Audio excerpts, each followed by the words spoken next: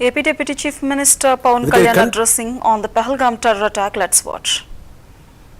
ఏదైనా అతి చేస్తే మంచిది కాదు, అతి సహనం కూడా మంచిది కాదు, మితిమీరిన మంచితనం కూడా మంచిది కాదు. ఇష్టారాజ్యంగా వచ్చి కాల్ చేసి వెళ్ళిపోతాం అంటే మనం ఎందుకు కామ్గా ఉండాలి?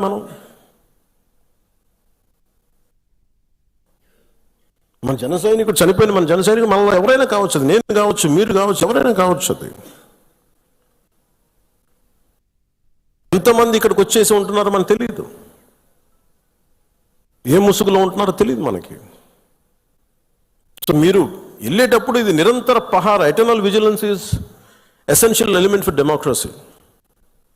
మన బాధ్యత పదవులు వచ్చేసినాయా లేదా, మనం గెలిచేసామా లేదా కంటే కూడా ఎంత బాధ్యతగా ఉండగలం, మనం ఎంత నిరంతరంగా మన విజిలెన్స్తో ఉండగలం, పహారా కాయగలం సమాజం మీద. ఊళ్ళల్లో ఎవరైనా కొత్త వ్యక్తులు వచ్చారా,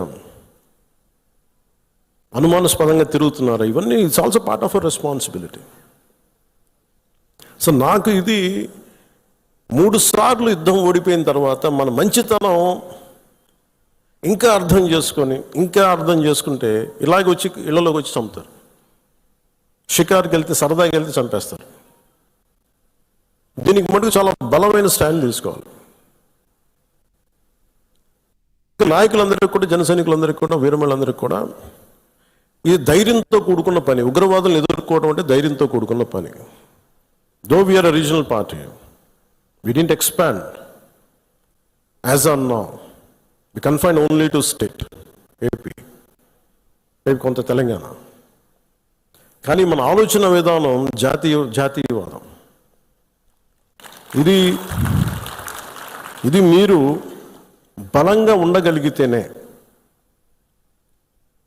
రేపొద్దున యుద్ధ పరిస్థితులు రావచ్చు, రాకపోవచ్చు, నాకు తెలియదు యాజ్ ఆన్ టుడే. బట్ కొన్ని 7 అంశాల మీద నిర్ణయాలు తీసుకున్నారు. ముందు వాటర్ ఆపారు అంటే కొంతమంది మాట్లాడుతారు, కొంతమంది లీడర్స్. ఎంత లౌకికవాదం, ఎంత సెక్యులరిజం అంటే అందరికీ, ఎంత సెక్యులరిజం అయిపోయిందంటే అందరికీ. నేను అనేది మన కంట్రీ స్లోగనే సత్యమేవ జయతే. Unlike America, in God we trust అంట.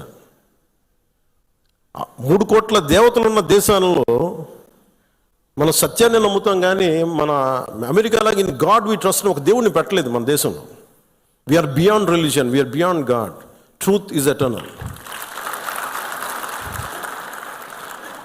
సత్యం అంటే ఏంటి? ఒక తప్పుని తప్పుగా చెప్పడం, ఒప్పుని ఒప్పుగా చెప్పడం. If I make a mistake, admitted it's a mistake. Constant కరెక్షన్లో ఉండాలి. ఎటర్నల్ ట్రూత్ అది. అలా కాకుండా ఇంత 26 మంది చనిపోతే, మత ప్రాతిపాదికన చంపినా కానీ మన సెక్యులర్ వాదులు, సో కాల్డ్ సూడో సెక్యులరిస్ట్, వాళ్ళు ఏం మాట్లాడుతున్నారు? మతవాడికి చంపలేదంటారు. చనిపోయిన మధుసూదన్ గారి భార్య, అందరూ వాళ్ళ అబద్ధాలు చెప్తారు. వాళ్ళు పాకిస్తాన్ని ప్రేమిస్తూ అంటారు. వీళ్ళందరూ ఇక్కడ భారతదేశంలో కూర్చొని మీరు పాకిస్తాన్ని ప్రేమిస్తుంటారు. మొన్న కొంతమంది నాయకులు డిబేట్లో మాట్లాడుతుంటే చూస్తున్నాను. మీరు పాకిస్తాన్ అంత ప్రేమిస్తే దయచేసి పాకిస్తాన్కి వెళ్ళిపోండి, ఇక్కడ ఎందుకు? పాకిస్తాన్ మీద మీకు అంత ప్రేమే ఉంటే ఇది మాట్లాడుతున్న పని ఏదైనా వీళ్ళందరూ కూర్చొని కాంగ్రెస్ నాయకులు వీళ్ళందరూ, కొంతమంది ఎమ్మెల్సీలు కూడా ఉన్నట్టుగా అనిపించింది నాకు చూస్తుంటే. ముఖ్యంగా సౌత్ నుంచి ఉన్నారు కొంతమంది సీనియర్ కాంగ్రెస్ నాయకులేమో కాంగ్రెస్లోనే విభేదం ఉంది. ఇక్కడ మేము వెళ్ళిపోతే మీరు పాకిస్తాన్ని, మీరు భారతదేశంలో దాడి జరిగినప్పుడు భారతదేశానికి నిలబడాలి తప్ప పాకిస్తాన్కి నిలబడతాం మీరు సెక్యులరిజం అంటే అది ఏ ససేమిరా, ఎవరు ఒప్పుకోరు. ఇక్కడ ఆ బలం మనం చూపించాలి. మనం ప్రాణాలు పోతే తిరిగి వస్తాయా? ఆయన ప్రాణాలు పోయినాయి, ఆయన బిడ్డల పరిస్థితి ఏంటి? ఆయన భార్య పరిస్థితి ఏంటి?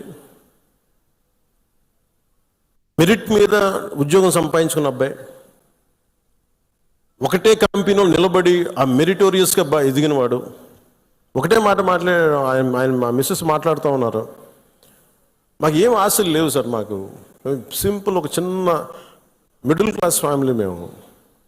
మేము టీవీల్లో కనిపిస్తామని మా కల్లో కూడా ఉన్నాం, కానీ మా దురదృష్టం ఇలా కనిపించాం మేము టీవీల్లోనే. నా భర్త చనిపోయినప్పుడు ఇలా మేము టీవీలో కనిపించి మా బతుకులు బయటకు వచ్చినాయి, నా భర్త చనిపోయాడు, అది చెప్పుకోవాల్సిన దుస్థితి మాకు వచ్చిందని.